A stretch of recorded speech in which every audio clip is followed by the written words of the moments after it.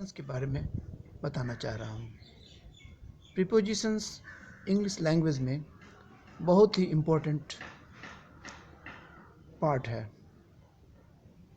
Preposition की संख्या रफली 150 है। 150 प्रीपोजिशंस को हम 3 कैटेगरीज में यहाँ रखना चाह रहे हैं। कुछ प्रीपोजिशंस हैं जिसे हम फिक्स्ड प्रीपोजिशन कह सकते हैं। Fixed prepositions.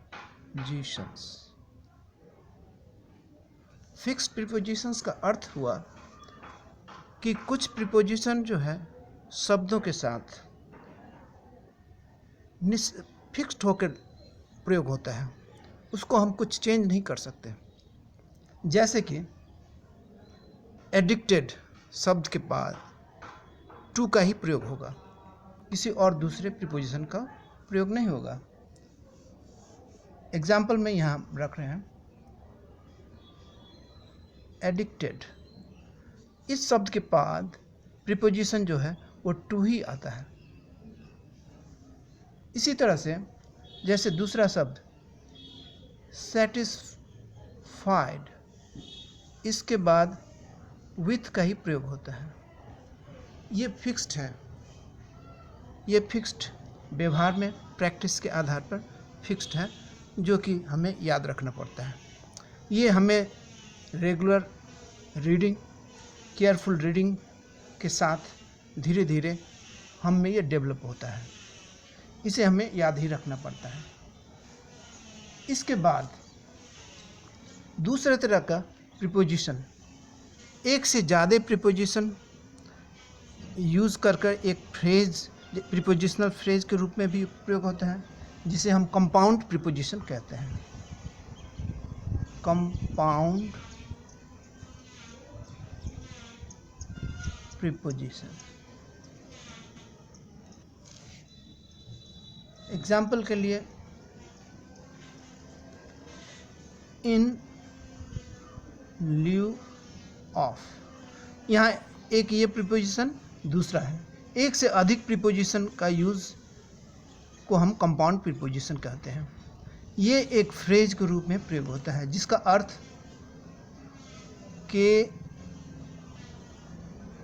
के बदले में के स्थान पर।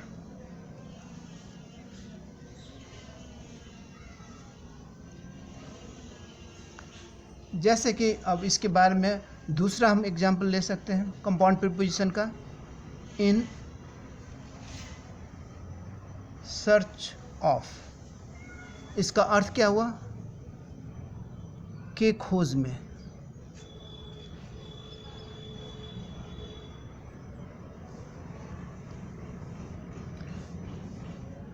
अब इसको अगर सेंटेंस में हम बनाते हैं तो इसका सेंटेंस क्या हम लिख सकते हैं? I am working in lieu of my friend in his absence।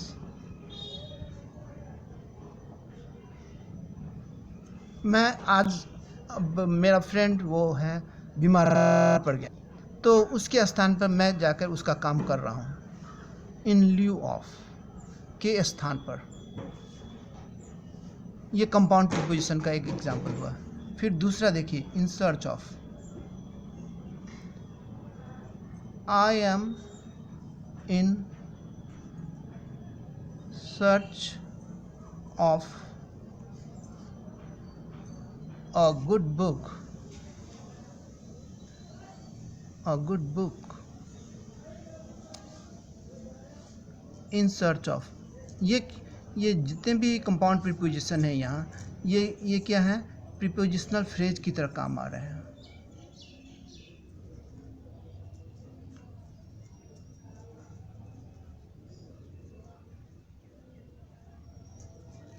ठीक है।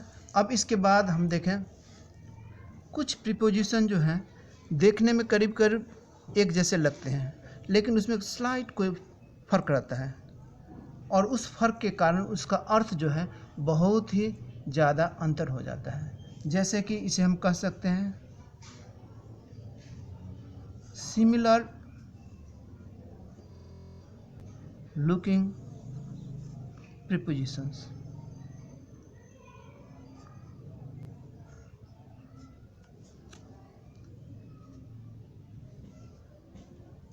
जैसे कि एग्जाम्पल के रूप में beside, beside, besides, beside, besides। इसमें फ़र्क क्या है? करीब करीब सब वैसा ही है, अंत में एक एस लेटर इसमें ज़्यादा है। इस एस लेटर के कारण इसका अर्थ बहुत ही ज़्यादा फर्क हो। ये बिसाइड में, बिसाइड का अर्थ हो गया कि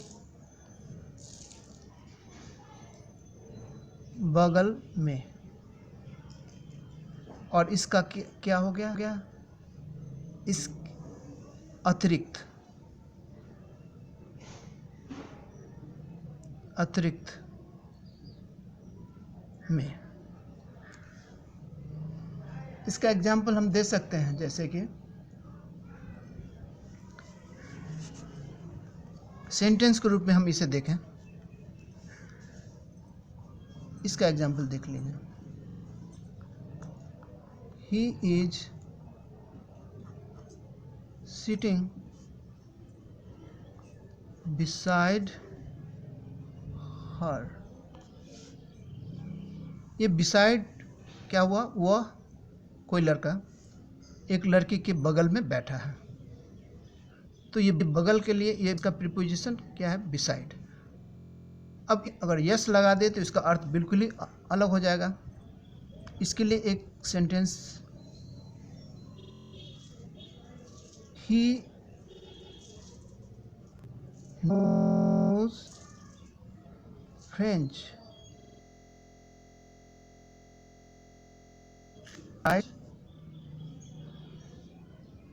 इंग्लिश। वह फ्रेंच भाषा जानता है इसके अलावा। इसे ऐसे भी लिखा जा सकता है, besides English he knows French. तो यहाँ देखें कि ऐसा प्रीपोजिशन ऐसे होते हैं सेट कि जो देखने में एक जैसे लगते हैं करीब करीब, लेकिन थोड़ा सा स्पेलिंग के अंदर से उसका अर्थ ही अंतर हो जाता है। इस बात को हमें ध्यान में रखना पड़ेगा।